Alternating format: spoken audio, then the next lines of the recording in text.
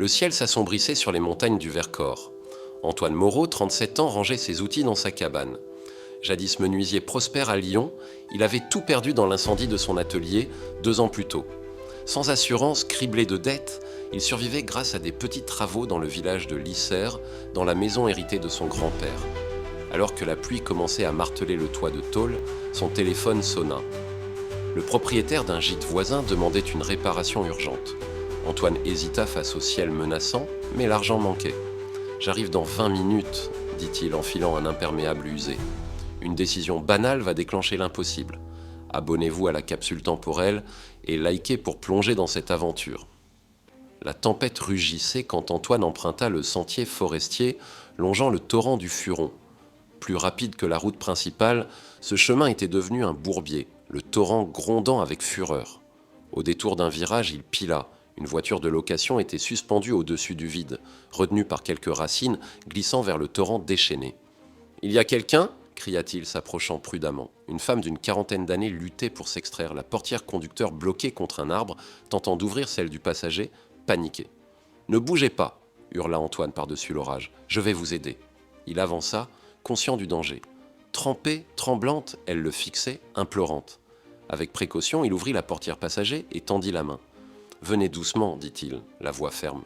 « Regardez-moi pas en bas. » Elle saisit sa main. Au moment où elle sortait, un craquement sinistre retentit. Les racines lâchaient. D'un geste désespéré, Antoine la tira sur la berge, tombant avec elle alors que la voiture plongeait dans les flots. Sous la pluie, ils restèrent allongés, haletants. « Vous m'avez sauvé la vie, » murmura-t-elle avec un accent parisien. « N'importe qui l'aurait fait, » répondit Antoine, l'aidant à se relever. « Vous êtes blessé ?» Elle inspecta sa jambe éraflée. « Rien de grave. Je m'appelle Claire Devreux. »« Antoine Moreau, vous n'êtes pas d'ici, hein ?»« Non, je cherchais un coin loin de Paris. Mon GPS m'a perdu, et avec cette pluie... » Un éclair zébra le ciel, suivi d'un tonnerre assourdissant. Claire sursauta. « Mon gîte est à 1 heure sous ce déluge, » dit-elle, désemparée. « Ma maison est à 10 minutes. Vous pourrez vous sécher et appeler les secours, » proposa Antoine. Reconnaissante, elle accepta, et ils s'engagèrent dans le sentier boueux, ignorant que cette rencontre allait tout changer. Ce n'est que le début d'un destin incroyable. Abonnez-vous à la capsule temporelle et mettez un pouce bleu pour la suite. La maison d'Antoine émergea sous la pluie. Claire observe la façade usée, pleine d'un charme oublié. À l'intérieur, l'ambiance était simple mais chaleureuse. Antoine raviva le feu dans la cheminée. « Ce n'est pas le grand luxe, » dit-il, lui tendant une serviette et des vêtements secs. « Mais c'est sec. » Claire sourit. « C'est parfait. Je peux utiliser votre téléphone ? Mon portable est mort. » Pendant qu'Antoine préparait du thé, Claire passa des appels. Antoine, entendant des bribes, perçut une femme habituée à commander, sans arrogance. Revenue au salon, elle rayonnait d'une prestance naturelle, même dans des vêtements trop grands. Qui était-elle, seule sur ce chemin par ce temps ? En vacances ? Demanda-t-il, lui tendant une tasse. Pas vraiment, répondit-elle. Je cherchais un lieu pour réfléchir. Son regard s'arrêta sur un établi miniature. Vous êtes artisan ? Antoine contempla ses mains calleuses. Je l'étais. Menuisier à Lyon. Mon atelier a brûlé il y a 2 ans.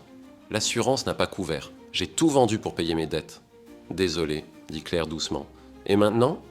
Petit boulot, jardinage, bricolage, ça paie les factures. Parfois. Il sourit, amer. Et vous ? Finance, répondit-elle vaguement. Pas passionnant. La soirée s'étira, leur échange devint intime. Antoine parla de ses rêves déchus, de meubles mêlant tradition et modernité. Claire, attentive, posait des questions pertinentes, révélant une intelligence aiguisée. « Pourquoi ne pas reprendre ?» demanda-t-elle. « Il faudrait un gros investissement. Et qui me ferait confiance après un échec ?» répondit-il. « Parfois, la vie offre une seconde chance, » murmura Claire comme pour elle-même. Le lendemain, la tempête calmée, Claire insista pour qu'Antoine l'accompagne au village louer une voiture. En chemin, elle dit « Vous avez un talent, Antoine, ne le laissez pas se perdre. » Elle lui tendit une carte sobre, Claire Devreux, consultante, avec un numéro et un email. 3 jours plus tard, un notaire de Lyon contacta Antoine pour une proposition d'affaires. Intrigué, il s'y rendit. L'homme, en costume soigné, lui tendit une enveloppe, un chèque colossal et un mot. « Pour recommencer, une admiratrice de votre talent. »« Qui est-ce » balbutia Antoine. « Ma cliente reste anonyme, » répondit le notaire, souriant. « Elle croit en vous. De retour chez lui, Antoine oscillait entre excitation et doute. Était-ce clair? Pourquoi une inconnue ferait-elle ça? 6 mois plus tard, il saisit l'opportunité. Il acheta un local à l'Isère, créa Création Moreau, une enseigne qu'il sculpta lui-même. Ses meubles, mêlant bois locaux et design moderne, attirèrent l'attention. Un magazine régional publia un article, les commandes affluèrent. Antoine retrouvait confiance. Mais ce n'est pas fini. Un secret va tout bouleverser. Abonnez-vous à la capsule temporelle et likez pour découvrir la vérité. Un matin pluvieux, la clochette de l'atelier tinta. Claire se tenait là, élégante, un sourire discret. « Votre atelier est splendide, Antoine. » Décontenancé, il essuya ses mains. « Claire, je ne pensais pas vous revoir. »« Je passais par là, dit-elle en admirant les meubles. Vous avez bien travaillé. »« Grâce à vous, non? Le chèque ?» Claire sourit, mystérieuse. « Disons que j'ai investi dans un talent unique. » À l'auberge du village, Claire révéla tout. Elle n'était pas consultante, mais PDG de Devreux International, géant de l'investissement dans le luxe et l'artisanat. Nous ouvrons une galerie à Paris pour artisans d'exception. Je veux que vous en soyez une figure clé. Antoine, stupéfait, demanda « Pourquoi moi? Pourquoi ce secret ?» Claire le fixa. Lors de l'accident, j'étais venu m'isoler.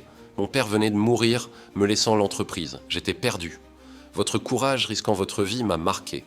En découvrant votre talent gâché, j'ai voulu aider, mais je craignais un refus si vous saviez qui j'étais. Seul dans son atelier, Antoine pesa l'offre. Exposé à Paris dépassait ses rêves, mais le secret le troublait. Après une nuit blanche, il accepta l'offre professionnelle, mais voulut clarifier leur lien personnel. Claire l'avait hanté plus qu'il ne l'admettait. Il l'appela « J'accepte pour la galerie, mais à une condition, qu'on reparte de zéro, sans mensonge. » Claire, soulagée, répondit « J'espérais ça. Dîner ce soir, sans secret ?» 1 an plus tard, la galerie Artisans d'Excellence ouvrit à Paris. Les créations d'Antoine en vedette enthousiasmaient. Sa collection Racines et Avenir, mêlant bois ancien et lignes modernes, racontait des histoires. Un collectionneur proposa un partenariat. Antoine, d'abord intimidé, gagna en aisance, restant authentique. À minuit, sur la terrasse, Claire le rejoignit avec du champagne. Verdict ? Irréel, dit-il. Il y a 2 ans, j'étais noyé par les dettes.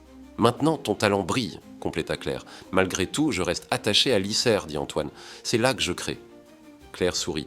Une navette, atelier à l'Isère, showroom à Paris. Touché, il demanda « Et nous, la distance ?» Claire prit ses mains. « J'ai géré mon entreprise à distance pour être près de toi.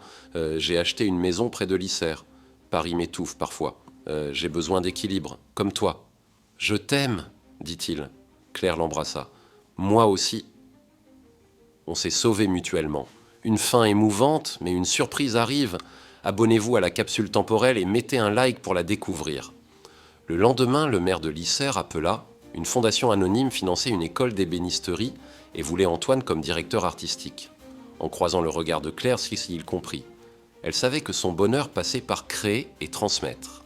5 ans plus tard, l'école formait ses premiers élèves. L'atelier d'Antoine employait 4 artisans locaux, sauvant le village de l'exode rural.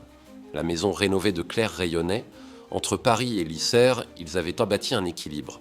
Lors d'orages, ils revenaient près du torrent du Furon, où tout avait commencé, rappeler que le destin tient à un instant et que la vraie richesse est dans les liens tissés. Quand on demandait à Antoine son secret, il répondait « J'ai tendu la main au bon moment sans savoir qu'on me tendrait la mienne.